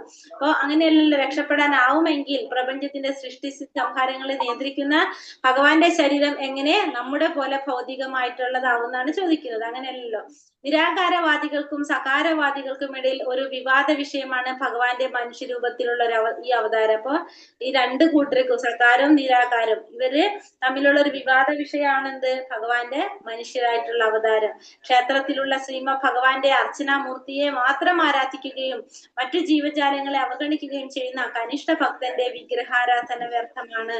ഇപ്പോ ഭക്തന്മാരെ 3 തരത്തിൽ നമുക്ക് പറയാം. കനിഷ്ഠാധികാരി, മധ്യമാധികാരി, ഉത്തമാധികാരി. 3 തരത്തില് ഭക്തന്മാരുണ്ട്. അപ്പൊ കനിഷ്ഠ, മധ്യമ, ഉത്തമ. അപ്പൊ ക്ഷേത്രത്തിലുള്ള ഭഗവാന്റെ അർച്ചനാമൂർത്തിയെ മാത്രം ആരാധിക്കുക, മറ്റു ജീവജാലങ്ങൾ അവഗണിക്കുന്നതാണ് ആര്? കനിഷ്ഠ ഭക്തന്മാര്. അപ്പൊ 3 തരത്തില്. കനിഷ്ഠാധികാരി എന്ന് പറഞ്ഞെങ്കില് നമ്മൾ ക്ഷേത്രത്തിലുള്ള ഭഗവാന്റെ മൂർത്തിയെ മാത്രം ആരാധിക്കും, മറ്റു ജീവജാലങ്ങൾ അവഗണിക്കുക. ഇപ്പോ നമ്മൾ പറയാണ് കനിഷ്ഠാധികാരി എന്ന് വെച്ചിട്ടുണ്ടെങ്കിൽ എല്ലാവരെയും ആരാധിക്കുന്നവര്, ഭഗവാന്റെ അർച്ചനാമൂർത്തിയെ മാത്രം ആരാധിക്കുന്നു, മറ്റു ജീവജാലങ്ങൾ അവഗണിക്കുകയും ചെയ്യുന്ന കനിഷ്ഠ ഭക്തന്റെ വിഗ്രഹാരാധന വ്യർത്ഥമാണ്. അപ്പൊ മറ്റുള്ളതിനൊക്കെ നമ്മൾ എന്താ ചെയ്യുക? അവഗണിക്കുക. അങ്ങനെ ചെയ്യുന്നത് എന്താണെന്നാ പറയുന്നത്? വ്യർത്ഥമായിട്ടുള്ളതാണെന്നാ പറയുന്നത്. കനിഷ്ഠാധികാരികൾ ചെയ്യുന്ന ഒരു പ്രവൃത്തി പറയാനൂടെ. അവർ കനിഷ്ഠാധികാരികൾ എന്ന് പറഞ്ഞെങ്കിൽ തുടക്കത്തിൽ വരുന്ന ഭക്തന്മാരെയാണ് കനിഷ്ഠാധികാരികൾ എന്ന് പറയുന്നത്. അപ്പൊ അവരെന്താ ചെയ്യുന്നത്? അവര് മറ്റുള്ള ജീവജാലങ്ങൾ അവഗണിക്കാണ്. ക്ഷേത്രത്തിലുള്ള ഭഗവാന്റെ അർച്ചനാമൂർത്തിയെ മാത്രം അവരാരാധിച്ച് മറ്റു ജീവജാലങ്ങളെ അവഗണിക്കുകയും ചെയ്യുന്ന ഭക്തന്റെ വിഗ്രഹാരാധന വ്യർത്ഥമാണ്. കാരണം വെച്ചിട്ടുണ്ടെങ്കിൽ എന്താണ്? അത് താഴ്ന്ന നിലയിലുള്ളവരാണ്. ഇപ്പൊ ഇവര് കനിഷ്ഠ ഭക്തര് നമ്മൾ പറഞ്ഞു പുതിയ ഭക്തന്മാരാണ്. അപ്പൊ ഈ പുതിയ ഭക്തന്മാരെന്താണ്? മറ്റുള്ള മറ്റു ഭക്തന്മാരോടൊന്നതിലധികം ക്ഷേത്രത്തിലുള്ള വിഗ്രഹത്തോട് താല്പര്യം പ്രദർശിപ്പിക്കും എന്ന് പറയണം. പക്ഷെ അത് തിരുത്തണം എന്നാണ് പറയുന്നത്. ഇവിടെ എന്താ പറയണേ? ഇത്ര നമുക്ക് മനസ്സിലാക്കാം. കനിഷ്ഠ ഭക്തന്മാര് മറ്റു ഭക്തന്മാരോടൊന്നതല്ല, എന്നതിലധികം ക്ഷേത്രത്തിലുള്ള വിഗ്രഹത്തോട് താല്പര്യം പ്രദർശിപ്പിക്കാറുണ്ട്. പക്ഷെ എന്താ സംഭവിക്കുന്നത്? അത് തിരുത്തണം, ഈ മനോഭാവം തിരുത്തണം എന്നാണ് പറയുന്നത്. അപ്പൊ എല്ലാവരുടെ ഹൃദയത്തിലും പരമാത്മ സ്വരൂപിയായി കൃഷ്ണൻ വാഴുന്നുണ്ട്. ഓരോ ശരീരം എന്താണ്? ഭഗവാന്റെ ക്ഷേത്രം തന്നെ പറയാം നമുക്ക്. അതുകൊണ്ട് ഭഗവാന്റെ ക്ഷേത്രത്തെ മാനിക്കുന്നത് പോലെ തന്നെ പരമാത്മവാസമാകുന്ന ഓരോ ശരീരത്തെയും വേണ്ടും വണ്ണം ആദരിക്കണം. അവഗണന അർഹരായിട്ട് ആരും തന്നെ ഇല്ല. ആരെയും ബഹുമാനിക്കണം, എല്ലാവരെയും ബഹുമാനിക്കണം. അപ്പൊ ഈ കനിഷ്ഠ ഭക്തന്മാര്, ഇപ്പൊ നമ്മള് പറഞ്ഞത് കനിഷ്ഠ ഭക്തന്മാരെന്ന് പറയുന്നത് തുടക്കത്തില് അത് പുതിയ ഭക്തന്മാരാണ് ഈ കനിഷ്ഠ ഭക്തന്മാരെന്ന് പറയുന്നത്. കനിഷ്ഠ, മധ്യമ, ഉത്തമ, അങ്ങനെ 3 തരത്തിലാണ് പറയുന്നത്. കനിഷ്ഠരെന്ന് പറയുന്നത് പുതിയ ഭക്തന്മാര്. അപ്പൊ അവരെന്താ ചെയ്യുക? അവര് പട്ടണ തരത്തിൽ വന്ന് ഇതൊക്കെ കാണുമ്പോ അവർക്ക് തോന്നും അവര് അതാണ് ശരിയെന്ന് തോന്നിട്ട് മറ്റുള്ളത് മുഴുവൻ അവഗണിക്കുക. അപ്പൊ അവരെ നമുക്ക് എന്ത് പറയാം? കനിഷ്ഠ ഭക്തരെന്ന് നമുക്ക് പറയാനായിട്ട് സാധിക്കും. അപ്പൊ അവര് ക്ഷേത്രത്തിൽ പോകും, അങ്ങനത്തെ കാര്യങ്ങളൊക്കെ ചെയ്യും.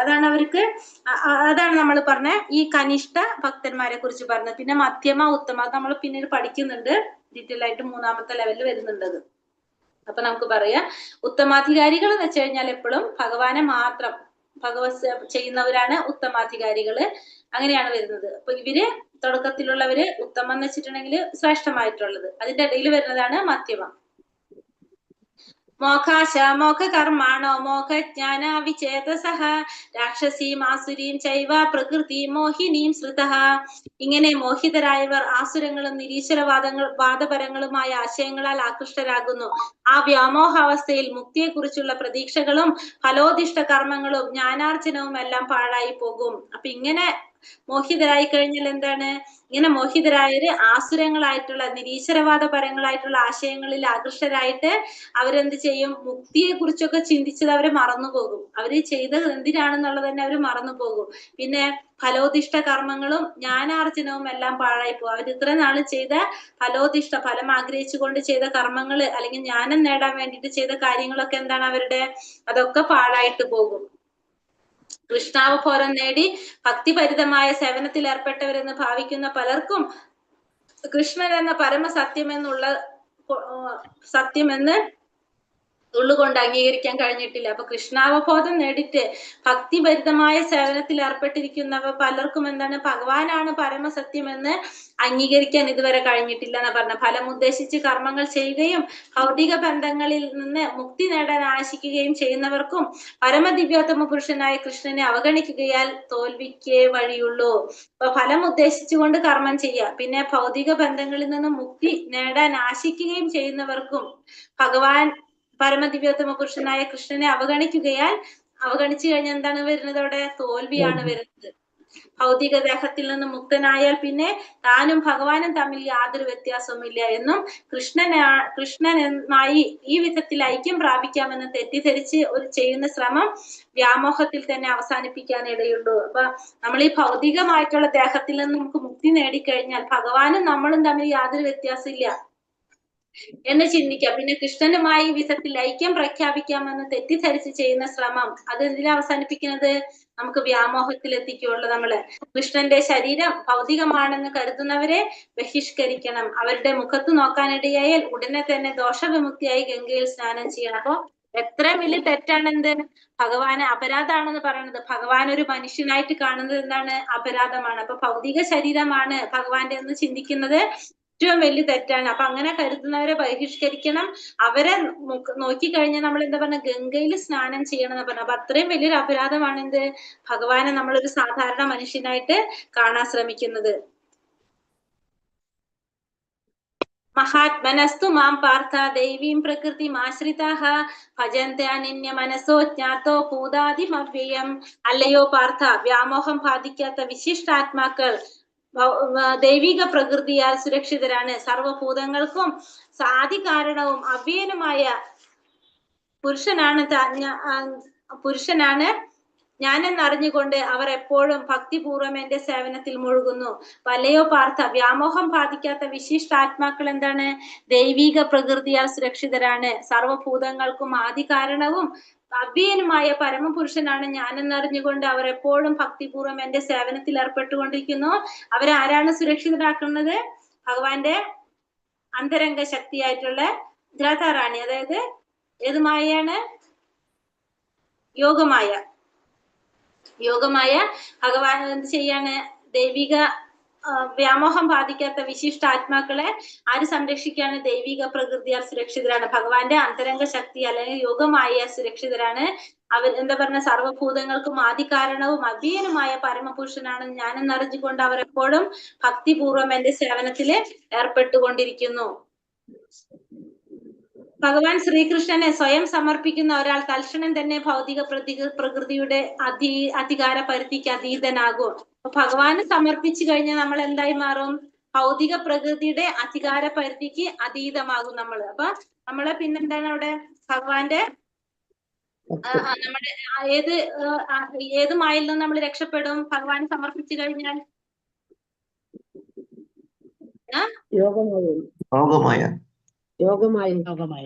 യോഗമായ ആരാണ്?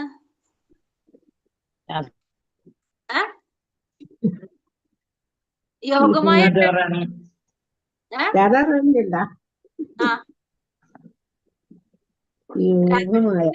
ഇല്ലല്ലോ. അപ്പൊ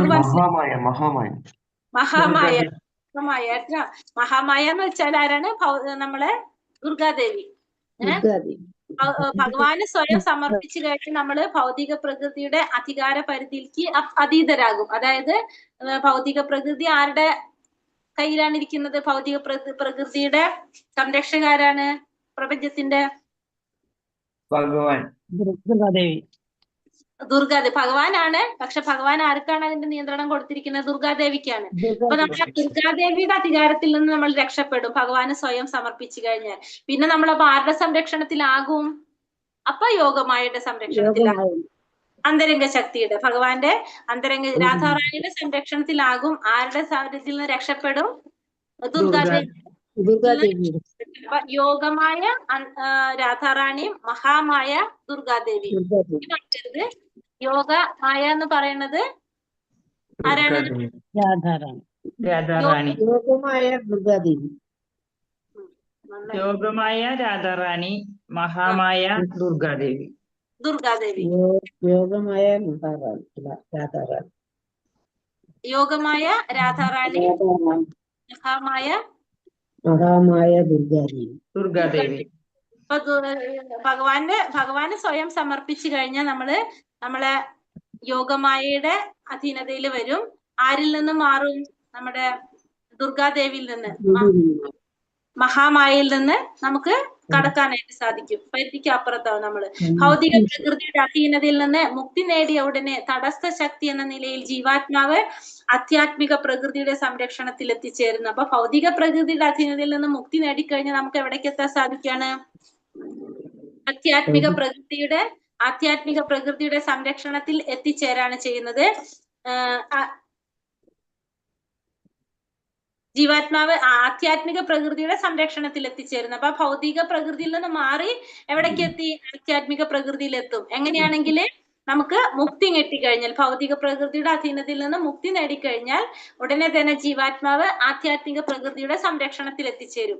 ഒരു മഹാത്മാവിന് കൃഷ്ണനിൽ ഒഴികെ മറ്റേത് വിഷയത്തിലും താല്പര്യമുണ്ടാവുകയില്ല. കൃഷ്ണനാണ് ആദ്യ പുരുഷനെന്നും സർവ്വ കാരണങ്ങൾക്കും കാരണമെന്നും ആർക്കറിയാൻ സാധിക്കും? ആ മഹാത്മാവിന് അറിയാനായിട്ട് സാധിക്കും. സതതം കീർത്തയന്തോ മാം യദന്തശ്ചാദൃഢാവൃതഃ നമസ്യന്തശ്ച മാം ഭക്ത്യാ നിത്യയുക്ത ഉപാസതേ. എല്ലായ്പ്പോഴും എന്റെ കീർത്തികൾ ആലപിച്ചും നിശ്ചയദാർഢ്യത്തോടെ പ്രയത്നിച്ചുകൊണ്ടും എന്റെ മുന്നിൽ പ്രണമിച്ചുകൊണ്ടും ഈ മഹാത്മാക്കൾ നിരന്തരം എന്നെ ഭക്തിയോട് കൂടി ആരാധിക്കുന്നു. അപ്പൊ എല്ലായ്പ്പോഴും ഭഗവാന്റെ കീർത്തികൾ ആലപിച്ച് നിശ്ചയദാർഢ്യത്തോടെ പ്രയത്നിച്ചുകൊണ്ട്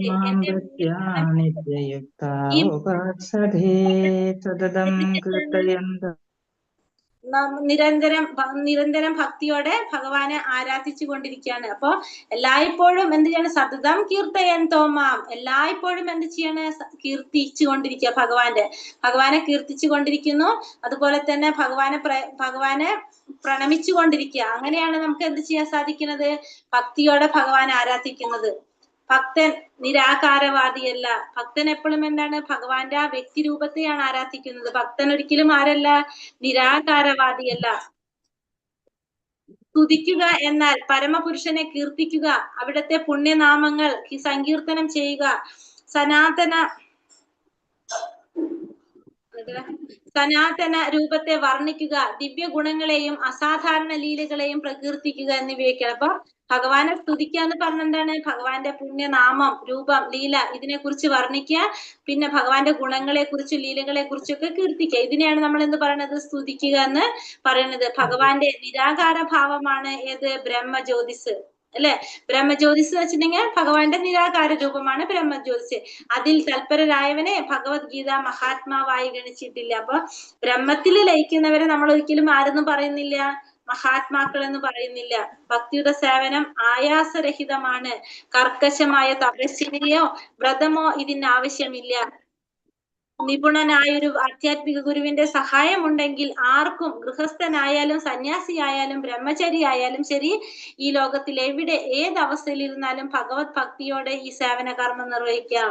അപ്പോ ഭക്തിയുടെ സേവനം നമുക്ക് ആയാസരഹിതമാണ്. കർക്കശമായിട്ടുള്ള തപശ്ചര്യ, വ്രതമോ ഇതിനൊന്നും ആവശ്യമില്ല. നമുക്കൊരു ആധ്യാത്മിക ഗുരുവിന്റെ സഹായം ഉണ്ടെങ്കിൽ നമുക്ക് ഏത് ആശ്രമത്തിൽ ഇരിക്കുന്ന വ്യക്തിയാണെങ്കിലും, ഗൃഹസ്ഥാശ്രമനായാലും സന്യാസി ആയാലും ബ്രഹ്മചര്യത്തിൽ ഇരുന്നാലും ഏത് അവസ്ഥയിൽ ഇരുന്നാലും ഭക്തിയോടെ എന്ത് ചെയ്യാൻ സാധിക്കും? ഭഗവാന്റെ സേവന കർമ്മങ്ങള് ചെയ്യാനായിട്ട് സാധിക്കും. ജ്ഞാന യജ്ഞേന ചാപ്യന്യയജന്തോ മാമുപാസത്തെ ഏകത്വേന പൃഥക്ത്വേന ബഹുതാ വിശ്വതോമുഖം. ജ്ഞാനാർജനം കൊണ്ട് യജ്ഞം ചെയ്യുന്ന മറ്റു ചിലർ സർവേശ്വരനെ അദ്വിതീയനായും ബഹുരൂപനായും വിശ്വതോമുഖനായും ആരാധിക്കുന്നു. ഇവിടെ എന്താ പറഞ്ഞ? ജ്ഞാനയജ്ഞേന ചാപ്യേന യജന്തോ മാമുപാസത്തെ. ജ്ഞാനാർജനം കൊണ്ട്, ജ്ഞാനം കൊണ്ട് യജ്ഞം ചെയ്യുന്ന ചിലര് ഭഗവാൻ എന്താണ്? അതിദീയനായും പിന്നെ അതിദീയനായും ബഹുരൂപനായും വിശ്വതോന്മുഖനായും ആരാധിക്കുന്നു. അപ്പൊ ജ്ഞാനം കൊണ്ട്, ജ്ഞാനാർജനം കൊണ്ട് യജ്ഞം ചെയ്യുന്ന മറ്റു ചിലരെന്നാണ് ഭഗവാൻ എങ്ങനെയൊക്കെ ആരാധിക്കുന്ന പറയണത്? അതിധീയനായിട്ട്, ബഹുരൂപനായിട്ട്, പല രൂപത്തിലും, വിശ്വതോമുഖനായിട്ടും പല വിധത്തിലും വിശ്വരൂപത്തിലും ഭഗവാൻ ആരാധിക്കുന്നുണ്ട്. പിന്നെ അതുപോലെ തന്നെ അതിഥീയനായിട്ടും ഏകത്വന ഏകരൂപത്തിലും ദ്വന്ദ്ഭാവത്തിലും പിന്നെ പല വിശ്വരൂപത്തിലും പല രൂപത്തിലും എങ്ങനെ ചെയ്യുന്നുണ്ട്? അവരൊക്കെ ആരാധിക്കുന്നുണ്ടെന്ന് പറയാണ്. പല വിധത്തിലും കൃഷ്ണനെ ആരാധിക്കുന്ന മറ്റു ചിലരുണ്ട്. ഇവരിൽ ചിലരാണ് ആർത്തൻ, ദരിദ്രൻ, ജ്ഞാനി, ജിജ്ഞാസു ഇവര്. അപ്പൊ പലതരത്തിലും ഭഗവാൻ ആരാധിക്കുകയാണ് ചെയ്യുന്നത്. ഏതെങ്കിലും രീതിയിൽ ഭഗവാനെ ആരാധിക്കുന്നവര് അവരാണ്. ആരൊക്കെയാണ്? ആർത്തൻ, ദരിദ്രൻ, ജ്ഞാനി, ജിജ്ഞാസു ഇവർ. അവര് പലതരത്തിലുള്ളവരാണ്. അപ്പൊ അവരെന്താ ചെയ്യുന്നത്? അവർ പറയുന്നത്, അവർ താഴെ പറയുന്ന തരത്തിലുള്ള 3 തരക്കാരെ എടുത്തു കാട്ടിയിട്ടുള്ളത്. ആരൊക്കെയാണ്? ഭഗവാനും താനും ഭിന്നരല്ലെന്ന ബോധത്തോടെ ആത്മാരാധന ചെയ്യുന്നവര്. ഒന്നാമത്തെ കൂട്ടർ എങ്ങനെയാണ് പറയണത്? ഭഗവാനും താനും തമ്മിൽ വ്യത്യാസമില്ല, താനും ഒന്ന് തന്നെയാണ്, ഭഗവാനും ഒന്ന് തന്നെയാണ്, താനും ഭഗവാനും ഒരേപോലെ തന്നെയാണെന്നും ചിന്തിക്കുന്ന ആത്മാരാധന ചെയ്യുന്നവരാണ് ഒന്നാമത്തെ കൂട്ടര്. രണ്ടാമത്തെ കൂട്ടരേതാ പറയണത്?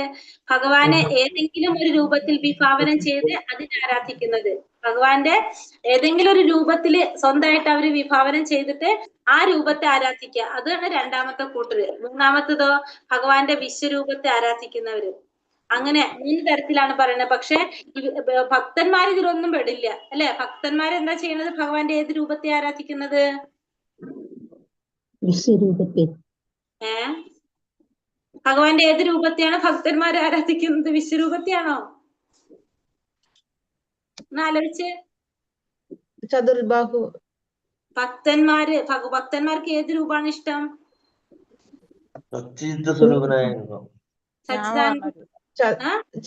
ചതുർബാഹു ചതുർബാഹു അല്ല, വേറെ മാതാജി പറഞ്ഞല്ലോ ഇപ്പൊ. ഏതാണ്? ദ്വിഭുജ രൂപം. ദ്വിഭുജ രൂപത്തില്. കാരണം ഭക്തന്മാർക്ക് എപ്പോഴും ഇഷ്ടം ഏതാണ്? സച്ചിദാനന്ദ സ്വരൂപനായിട്ടുള്ള ഭഗവാനെ കാണാനാണ് ഇഷ്ടം. ഭക്തന്മാർ ആഗ്രഹിക്കുന്നത് ഭഗവാന്റെ ശ്രീകൃഷ്ണ രൂപത്തെയാണ് ആരാധിക്കാൻ ഇഷ്ടം. ഭഗവാൻ അതാണ് പറയുന്നതും.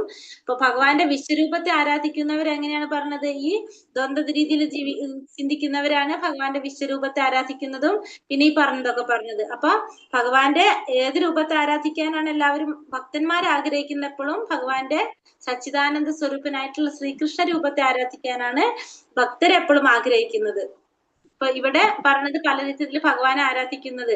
അവര് ആരൊക്കെയാണ്? ആർത്തൻ, ദരിദ്രൻ, ജ്ഞാനി, ജിജ്ഞാസു. അവര് എന്താ പറയണത്? ഭഗവാനും സ്ഥാനം തമ്മിൽ യാതൊരു വ്യത്യാസമില്ല എന്ന് ചിന്തിക്കുന്ന ഒരു കൂട്ടരുണ്ട്. പിന്നെന്താണ്? ഭഗവാൻ ഏതെങ്കിലും ഒരു രൂപത്തിൽ ആരാധിക്കാന്ന് വിചാരിക്കുന്നവരുണ്ട്, ഭഗവാന്റെ വിശ്വരൂപത്തെ ആരാധിക്കാന്ന് വിചാരിക്കുന്നവരുണ്ട്. അപ്പൊ അവരൊക്കെ എങ്ങനെ സംഭവിക്കുന്നത്? അങ്ങനെ ആത്മാരാധന ചെയ്ത് അവർ താഴ്ന്ന പടി തന്നെ ആയിരിക്കും നിൽക്കുന്നുണ്ടാവുക എപ്പോഴും. അഹം കൃതുരഹം യജ്ഞ സ്വോതാഹാമഹം ഔഷധം മന്ത്രോഹമഹമേവാച്യ മഹാമഗ്നീരഹം ഹുതം. ക്രിയയും യജ്ഞവും ഞാനാകുന്നു, പിതൃക്കൾക്ക് നൽകപ്പെടുന്ന ഹവ്യവും ഔഷധവും അഭൗതിക മന്ത്രങ്ങളും ഞാനത്രേ, അഗ്നിയും അതിൽ ഹോമിച്ചവയും നെയ്യും ഞാൻ തന്നെയാണ്. അപ്പൊ ക്രിയയും ചെയ്യുന്ന കർമ്മവും ക്രിയയും യജ്ഞങ്ങളും അതും ഭഗവാൻ തന്നെയാണ്. പിതൃക്കൾക്ക് നൽകപ്പെടുന്ന ഹവ്യവും പിന്നെ അതുപോലെ തന്നെ ഔഷധവും അഭൗതിക മന്ത്രങ്ങളും എല്ലാതും ആര് തന്നെയാണ്? ഭഗവാൻ തന്നെയാണ്. അഗ്നിയും അതിൽ ഹോമിച്ചവയും നെയ്യും, അപ്പൊ അതിൽ ഹോമിച്ച എല്ലാതും ആര് തന്നെയാണ്? ഒക്കെ ഭഗവാൻ തന്നെയാണെന്ന് ഭഗവാൻ ഇവിടെ പറയാണ്. വേദങ്ങൾ കർമ്മകാന്ഡങ്ങളിൽ ഉൾപ്പെടുത്തിയിട്ടുള്ള എല്ലാ യജ്ഞങ്ങളും ആര് തന്നെയാണ്? കൃഷ്ണൻ തന്നെയാകുന്നു. മറ്റൊരു തരത്തിൽ പറഞ്ഞാൽ കൃഷ്ണനെ ഭക്തിപൂർവ്വം സേവിക്കുന്നവർ വേദോക്ത യജ്ഞങ്ങളെല്ലാം തന്നെ അനുഷ്ഠിച്ചവരാണെന്ന് മനസ്സിലാക്കണം. അപ്പൊ ഭഗവാനെ സേവിക്കുന്നവര്, ഭഗവാനെ ആരാധിക്കുന്നവർ എങ്ങനെയാണ്? വേദോക്ത യജ്ഞങ്ങളെല്ലാം അനുഷ്ഠിച്ചവരാണെന്നാണ് ഇവിടെ പറയുന്നത്.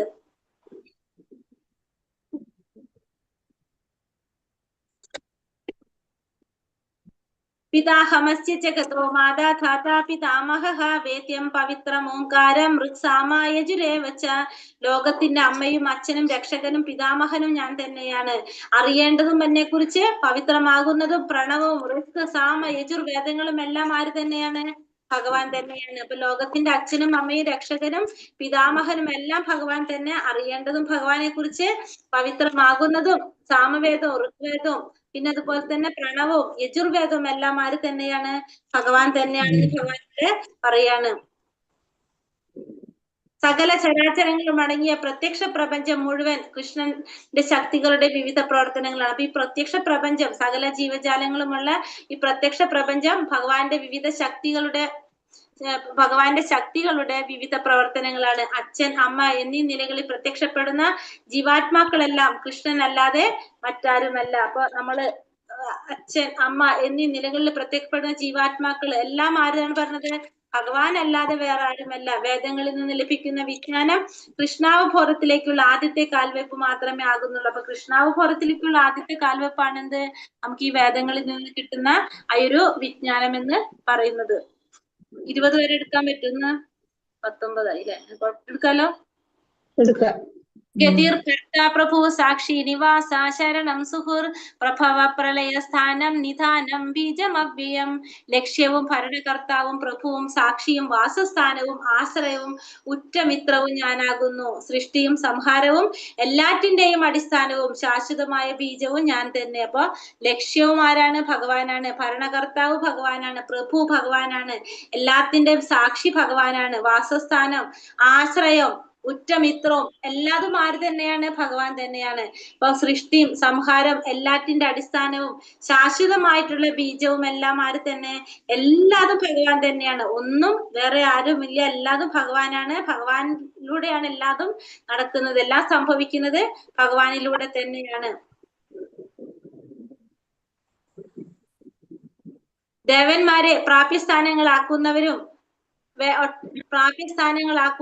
ഒട്ടേറെയുണ്ട്. അതത് ദേവന്മാർക്ക് അനുയോജ്യമായ പൂജാവിധികൾ സനിഷ്കർഷം അനുഷ്ഠിച്ച് ആ ഭക്തന്മാർ ചന്ദ്രലോകം, സൂര്യലോകം, ഇന്ദ്രലോകം, മഹർലോകം മുതലായ ലോകങ്ങളിൽ എത്തിച്ചത്. അപ്പൊ നമ്മൾക്കറിയാം, നമ്മൾ ഏത് ദേവനെയാണ് ആരാധിക്കുന്നത് നമ്മൾ ആ ലോകത്തിലേക്ക് പോകുന്നു അല്ലെ. അപ്പൊ ദേവന്മാരെ ആരാധിച്ചുകൊണ്ട് ചന്ദ്രനെ ആരാധിച്ച് ചന്ദ്രലോകത്ത് പോകാം, സൂര്യനെ ആരാധിച്ച് സൂര്യലോകത്ത്, അങ്ങനെ ഇന്ദ്രലോകത്ത്, മഹർലോകം, അങ്ങനെ പല പല ലോകങ്ങളിലേക്ക് നമുക്ക് പോകാനായിട്ട് സാധിക്കും. നമ്മള് എങ്ങനെയാണോ നമ്മൾ ചെയ്യുന്നത് അതനുസരിച്ച് നമുക്ക് ഓരോ ലോകത്തിലേക്ക് പോകാനായിട്ട് സാധിക്കും. ഒരു കെട്ടിടത്തിന്റെ മുകളിലേക്ക് എലിവേറ്റർ, ലിഫ്റ്റ് ഉപയോഗിച്ച് ഞൊടിയിടയിൽ എത്താമെന്നിരിക്കെ എന്തിനാണ് കോണിപ്പടികൾ ഓരോന്നായി ചവിട്ടി കയറണം? ഉദാഹരണം പറഞ്ഞിട്ട് എന്താണ് ഇവിടെ? ദേവന്മാരെ ആരാധിച്ചു കഴിഞ്ഞാലുള്ള പ്രശ്നം എന്താണ്? നമ്മൾ പതുക്കെ പതുക്കെ അവിടേക്ക് എത്തുള്ളൂ, മുക്തിയിലേക്ക് എത്തുള്ളൂ. പക്ഷെ നമുക്ക് നേരിട്ട് ഭഗവാനെ പ്രാപിക്കാനുള്ള ഒരു ചാൻസ് ഉണ്ടെങ്കിൽ നമ്മൾ എന്തിനാണ് പിന്നെ എന്ത് ചെയ്യണത്? ഇവരെ ത്രൂ പോകുന്നത്. അതിന് ഉദാഹരണം പറഞ്ഞേക്കിനാണ് നമ്മള് ലിഫ്റ്റ് ഉണ്ടെങ്കിൽ നമ്മൾ എന്തിനാണ് സ്റ്റെപ്പ് കയറി പോകുന്നത് എന്നുള്ളൊരു ചോദ്യമാണ് ഇവിടെ ചോദിച്ചിരിക്കുന്നത്. സൃഷ്ടിയുടെ ആദ്യ അമോൽപത്തി സ്ഥാനവും പ്രളയത്തിന് ശേഷമുള്ള ആത്യന്തിക വിശ്രമവും കൃഷ്ണനിൽ തന്നെയാണെന്ന് മനസ്സിലാക്കണം. അപ്പൊ സൃഷ്ടിയുടെ ഉൽപ്പത്തി സ്ഥാനവും ഭഗവാൻ തന്നെയാണ്. പിന്നെ പ്രളയത്തിന് ശേഷം ആത്യന്തിക വിശ്രമം ആരിൽ തന്നെയാണ്? ഭഗവാനിൽ തന്നെയാണ് നടക്കുന്നത്. തപാമ്യഹമഹം വർഷം നിഗ്രഹാണ മൃത്യുജാമി ച അമൃതം ചൈവ മൃത്യുശ്ച സദാ സദാ സച്ചാഹം അർജുന. അല്ലയോ അർജുന, ഞാൻ ഊർജം പ്രദാനം ചെയ്യുന്നു, മഴ പെയ്യിക്കുന്നതും നിർത്തുന്നതും ഞാൻ തന്നെ. ഞാനാണ് അമൃതവും മൃത്യുവും ആത്മാവും ജഡവസ്തുവും എല്ലാം എന്നിലാണ്. അപ്പൊ ഊർജം പ്രദാനം ചെയ്യുന്നത് ഭഗവാനാണ്, മഴ പെയ്യിക്കുന്നത് ഭഗവാനാണ്, മഴ നിർത്തുന്നതും ഭഗവാനാണ്. പിന്നെ അതുപോലെ തന്നെ മൃത്യുവായിട്ട് വരുന്നതും മരണമില്ലാതിരിക്കുന്നതും ആത്മാവും ജഡവസ്തുക്കളും എല്ലാം ആരിൽ തന്നെയാണ്? എല്ലാം ഭഗവാനിൽ തന്നെയാണെന്ന് പറയുകയാണ്. അപ്പൊ ഭഗവാനാണ് നമ്മുടെ ജീവിതത്തിലെ ദൈർഘ്യം തീരുമാനിക്കുന്നതും നമ്മുടെ ശരീരത്തെ നിലനിർത്തി തരുന്നതും മൃത്യുവായിട്ട് വരുന്നതും എല്ലാം ഭഗവാൻ തന്നെയാണ്. ആത്മാവും പദാർത്ഥവും കൃഷ്ണനാകിയ സർവ പ്രത്യക്ഷ ഭൗതിക പ്രപഞ്ചങ്ങളും അടങ്ങിയ ഭീമാകാരമായ വിശ്വരൂപം കൃഷ്ണനാണ്. ദിവിജനായ ശ്യാമസുന്ദരനായി ഓടക്കുള്ളിൽ ഊതിക്കൊണ്ട് വൃന്ദാവനത്തിൽ അദ്ദേഹം നടത്തിയ ലീലകൾ എല്ലാം ഭഗവാന്റെ തന്നെ. അപ്പൊ അദ്ദേഹം പല ലീലകളിൽ നമുക്കറിയാലോ, വൃന്ദാവനത്തില് സമയത്ത് കുറെ ലീലകൾ നടത്തിയിട്ടുണ്ട്. ഇതൊക്കെ ആര് തന്നെയാണ്? ഭഗവാന്റെ തന്നെ ലീലകളാണ് നടന്നത് മുഴുവനും. ഭഗവാന്റെ വിശ്വരൂപം, ഭഗവാൻ കൃഷ്ണന്റെ വിശ്വരൂപം നമ്മൾ കണ്ടു. ദിഗ്വിജനായിട്ട് ശ്യാമസുന്ദര രൂപനായിട്ട് ഓടക്കുള്ളിൽ ഊതിക്കൊണ്ട് എന്ത് ചെയ്തു? വൃന്ദാവനത്തിൽ കുറെ ലീലകൾ ചെയ്തു ഭഗവാൻ. ഓടക്കുള്ളിൽ ഊതിക്കൊണ്ട് ഭഗവാൻ കൃഷ്ണനായിട്ട് അവതരിച്ചുകൊണ്ട്. അപ്പൊ അതൊക്കെ ആരുടെ തന്നെ ലീലകളാണ്? ഭഗവാന്റെ തന്നെയാണ്. ഭഗവാൻ സ്വയമാണ് അവതരിച്ചത്. ഭഗവാൻ ശ്രീകൃഷ്ണനായിട്ട് ഭഗവാൻ സ്വയം അവതരിക്കുകയാണ് ചെയ്തത്. ത്രൈവിദ്യമാം സോമപാപൂത പാപ യജ്ഞൈരിഷ്ടോ സ്വർഗതീം പ്രാർത്ഥയന്തേ തേ പുണ്യമാസാദ്യ സുരേന്ദ്ര ലോകം അശ്നന്തി ദിവ്യാൻ ദിവിദേവ പോകാൻ. സ്വർഗീയ സുഖങ്ങൾ കാംക്ഷിച്ച് വേദപഠനം നടത്തുന്നവരും സോമപാനം ചെയ്യുന്നവരും മറ്റൊരു വിധത്തിൽ ഭജിക്കുന്നത് എന്നെയാകുന്നു. പാപഫലങ്ങളിൽ നിന്ന് മുക്തരായി പുണ്യലോകമായ ഇന്ദ്രന്റെ സ്വർഗത്തിൽ വസിച്ച് അവർ ദിവ്യസുഖങ്ങൾ അനുഭവിക്കുന്നു. അപ്പൊ സ്വർഗസുഖങ്ങളൊക്കെ കാംക്ഷിച്ചുകൊണ്ട് വേദപഠനം നടത്തുന്നവരും സോമപാനം ചെയ്യുന്നവരും മറ്റൊരു വിധത്തിൽ ഭജിക്കുന്നത് ആരെ തന്നെയാണ്? ഭഗവാനെ തന്നെയാണ് ഭജിക്കുന്നത്. അപ്പൊ പാപഫലങ്ങളിൽ നിന്ന് മുക്തരായിട്ട് പുണ്യലോകമായിട്ടുള്ള ഇന്ദ്രന്റെ സ്വർഗത്തിൽ ജനിച്ച് അവർ ദിവ്യസുഖങ്ങൾ അനുഭവിക്കാനായിട്ട് അവർക്ക് സാധിക്കും. എന്ത് ചെയ്താലാണ് പറഞ്ഞ? ഈ വേദപഠനം നടത്തി സോമപാനം ചെയ്യുന്നവര് പുണ്യഫലങ്ങൾക്ക് വേണ്ടിയിട്ടാണ് ചെയ്യുന്നത്. അപ്പൊ അവരെന്താണ്? ഇന്ദ്രന്റെ പുണ്യലോകത്ത് ജനിച്ച് അവിടെ അവർ എന്ത് ചെയ്തുകൊണ്ടിരിക്കും? അവർക്ക് അവിടെ സുഖങ്ങൾ അനുഭവിക്കാനായിട്ട് സാധിക്കും. നിർഭാഗ്യവശാൽ വേദപഠനത്തിന്റെ ആത്യന്തിക ലക്ഷ്യം എന്തെന്നറിയാത്ത ധാരാളം മഹാപണ്ഡിതന്മാരുണ്ട്. അതുകൊണ്ടാണ് കൃഷ്ണൻ ത്രിവേദികളുടെ അന്തിമ ലക്ഷ്യം താനാണെന്ന് ഇവിടെ പ്രഖ്യാപിച്ചിരിക്കുന്നത്. അപ്പൊ ഇവിടെ വേദപഠനത്തിന്റെ ആത്യന്തിക ലക്ഷ്യം എന്താണെന്ന് അറിയാത്ത മഹാപണ്ഡിതന്മാരുണ്ട്. അപ്പൊ വേദപഠനത്തിന്റെ ഒക്കെ ലക്ഷ്യം എന്താണ്? നമുക്ക് ഈ തന്നിരിക്കുന്ന വേദങ്ങളും പുരാണങ്ങളും ശാസ്ത്രങ്ങളും എല്ലാതും എവിടേക്കാണ് കൊണ്ടുപോകുന്നത്? നമ്മളെ ഭഗവാനിലേക്കാണ് കൊണ്ടുപോകുന്നത്. ഭഗവാൻ അറിയാന്നുള്ളതാണ് എല്ലാത്തിന്റെ പരമമായ ലക്ഷ്യം. അതുകൊണ്ടാണ് ഭഗവാൻ എന്ത് പറയുന്നത്? ത്രിവേദികളുടെ അന്തിമ ലക്ഷ്യം താനാണെന്ന് ഇവിടെ പ്രഖ്യാപിക്കുന്നത്. ത്രിവേദി എന്ന് പറയുന്നത് 3 വാക്കുകളാണ്. ത്രിവേദ്യ എന്ന വാക്ക് 3 വേദങ്ങളെയാണ് സൂചിപ്പിക്കുന്നത്. ഏതൊക്കെയാണ്? സാമം, യജുസ്, ഋഗ്. സാമവേദം, യജുർവേദം, ഋഗ്വേദം. ഈ 3 വേദങ്ങളെ പഠിച്ച ബ്രാഹ്മണനെയാണ് നമ്മൾ എന്ത് പറയുന്നത്? ത്രിവേദി എന്ന് പറയുന്നത്. ഈ വേദത്തിന്റെ അന്തിമ ആരാണെന്നാ പറയണത്? ഭഗവാനാണെന്ന് ഭഗവാനോട് പറയാണ്. ഔദ്യോഗികമായി മാത്രം വേദാധ്യയനം ചെയ്യുന്നവർ നിർഭാഗ്യവശാൽ ഇന്ദ്രനും ചന്ദ്രനും പോലുള്ള വിവിധ ദേവതകൾക്കായി യജ്ഞാഹൂതി ചെയ്യുന്നതിനാലാണ് കൂടുതൽ താല്പര്യം കാണിക്കുന്നത്. അപ്പൊ ഔദ്യോഗികമായിട്ട് മാത്രം വേദാധ്യയനം ചെയ്യുന്നവര് അവര് എന്താ പറയുന്നത്? നിർഭാഗ്യവശാൽ എന്താ പറയണത്? ഇന്ദ്രനും ചന്ദ്രനും പോലുള്ള വിവിധ ദേവതകൾക്കായിട്ട് യജ്ഞാഹൂതി ചെയ്യുന്നതിലാണ് കൂടുതൽ താല്പര്യം കാണിക്കുന്നത്. അപ്പൊ അവര് യജ്ഞങ്ങൾ അനുഷ്ഠിക്കുന്നത് ആർക്ക് വേണ്ടിയിട്ടാണ് പറഞ്ഞത്? ഇന്ദ്രനും ചന്ദ്രനും പോലുള്ള ദേവന്മാർക്ക്. അപ്പൊ അങ്ങനെയാകുമ്പോ എന്താ സംഭവിക്കുന്നത്? അവർക്ക് ഭഗവാനെ പ്രാപിക്കാനായിട്ട് സാധിക്കില്ല. കാരണം അവർക്ക് എവിടേക്ക് പോകാൻ സാധിക്കുള്ളൂ? അവരുടെ ലോകത്തിലേക്ക് പോകാനായിട്ട് അവർക്ക് സാധിക്കുന്നുണ്ടാവുള്ളൂ. ഹരേ കൃഷ്ണ കൃഷ്ണ കൃഷ്ണ ഹരേ ഹരേ ഹരേ രാമ രാമ രാമ ഹരേ ഹരേ വഞ്ചാകൽപതരൂപശ്ച കൃപാ സിന്ധോഭ്യേവ ച പതിതാനാം പാവനേഭ്യോ വൈഷ്ണവേഭ്യോ നമോ നമഃ അനന്തകോടി വൈഷ്ണവൃന്ദി की जय श्रील प्रभुपाद की जय गुरुदेव की जय निताय गौरप्रेमानंदे हरि हरि बोल हरे कृष्ण എല്ലാവർക്കും നന്ദി ഹരേ കൃഷ്ണ ഇവിടെ ഈ അറിവ് എന്നതുകൊണ്ട് എന്തിനാണ് ഉദ്ദേശിക്കുന്നത് ക്വസ്റ്റ്യൻ ഇവിടെ അറിവ് നമ്മൾ പറഞ്ഞു ഈ അറിവ് എന്ന് പറഞ്ഞത് എന്താണ് ഭക്തി ശുദ്ധ സേവനം എന്താ നമ്മളിപ്പോ തന്നെ ഫസ്റ്റ് തുടങ്ങിയപ്പോ തന്നെ നമ്മളത് വായിച്ചിട്ടുണ്ടായിരുന്നു ഇപ്പൊ തന്നെ ശുദ്ധമായ ഭക്തിയുടെ സേവനത്തെയാണ് പറയുന്നത് വിശ്വാസം എന്നാൽ എന്താണ് കൃഷ്ണാബോധത്തിൽ പുരോഗമിക്കാൻ വിശ്വാസം വേണം ഭഗവാനില് വിശ്വാസം എന്ന് വെച്ചിട്ടുണ്ടെങ്കിൽ നമുക്ക് എന്താണ് ശുദ്ധമായ ഭക്തിയുത സേവനം അങ്ങനെയാണ് അതിൽ പറഞ്ഞത് ഞാൻ ശ്രദ്ധിച്ചില്ല സ്ലൈഡ് നോക്കിയോ ആരെങ്കിലും കൃഷ്ണാബോധത്തിൽ പുരോഗതി നേടാനായിട്ട് വിശ്വാസം വേണമെന്ന് പറയില്ലേ കൃഷ്ണനിലുള്ള വിശ്വാസം ഭഗവാനിലുള്ള വിശ്വാസം അത് കളയാതെ വെച്ചത് ചേട്ടടുത്ത് നിന്റെ പണ്ടൊക്കെ വെച്ചത് ഞാൻ പൂത്തിരിക്കണതല്ലേ കളയാൻ പറയണെങ്കിൽ എടുത്തിട്ട് ഞാൻ ഇവിടെ കൊണ്ട് കയറ്റി വെക്കരുത് ഭഗവാനില് വിശ്വാസം അത് വിശ്വാസത്തിന്റെ ഞാൻ ശ്രദ്ധിച്ചില്ല നോട്ട് ചെയ്തിട്ടുണ്ടായിരുന്നു ആരെങ്കിലും ഇല്ല നോട്ട് ചെയ്തില്ല കൃഷ്ണാബോധത്തിൽ പുരോഗതിക്ക് വേണ്ടിയിട്ട് വിശ്വാസം വേണമെന്നാണ് അതിൽ കാണിച്ചേക്കുന്നത് ശരി പക്ഷെ വിശ്വാസം എന്നാൽ എന്താണെന്നല്ലേ ചോദിച്ചത് ഒരു മിനിറ്റ് അത് നോക്കിയിട്ട് ഞാൻ പറയാം കൽപ്പം എന്നാൽ എന്താണ്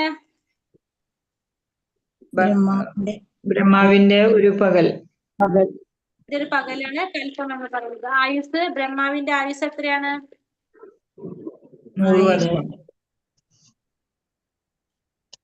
100 വർഷം ആയുസ്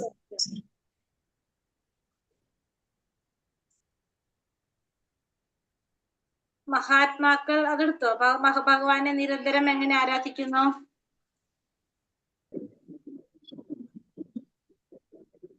മഹാത്മാക്കള് നിശ്ചയദാർഢ്യത്തോടെ പ്രണമിച്ചും എടുത്തു സതതം കീർത്തയന്തോമ പ്രകീർത്തിച്ചും കൊണ്ട് അങ്ങനെയാണ് മഹാത്മാക്കൾ ആരാധിക്കുന്നത് എങ്ങനെയാണ് എപ്പോഴും ഭഗവാനെ കീർത്തിച്ചും കീർത്തനങ്ങൾ ആലപിച്ചുകൊണ്ടും അല്ലെ എന്താണ് ശ്ലോകത്തിൽ പറഞ്ഞിരിക്കുന്നത് കീർത്തനങ്ങൾ ആലാപിച്ചുകൊണ്ടും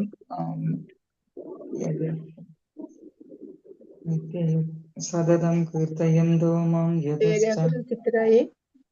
ദിവ്യമായ ദൃഢവ്രതം എടുത്തുകൊണ്ടും ഏകാഗ്രതയോടും ഭക്തിയോടും കൂടി ഭഗവാനെ പ്രണമിക്കുന്നു ആ ശ്ലോകം അത് തന്നെ വിശ്വാസം എന്ന് വെച്ചാൽ എന്താണ് ഭഗവാൻ കൃഷ്ണനെ സേവിക്കുന്നത് കൊണ്ട് പരിപൂർണത നേടാൻ കഴിയുമെന്ന ഉറച്ച ബോധം അതാണ് വിശ്വാസം എന്ന് പറയുന്നത് അതായത് ഭഗവാനെ സേവിക്കുന്നത് കൊണ്ട് നമുക്ക് പരിപൂർണം നേടാൻ കഴിയും എന്നുള്ള ഒരു ഉറച്ച ബോധം അതാണ് എന്ത് വിശ്വാസം എന്നതുകൊണ്ട് അർത്ഥമാക്കുന്നത്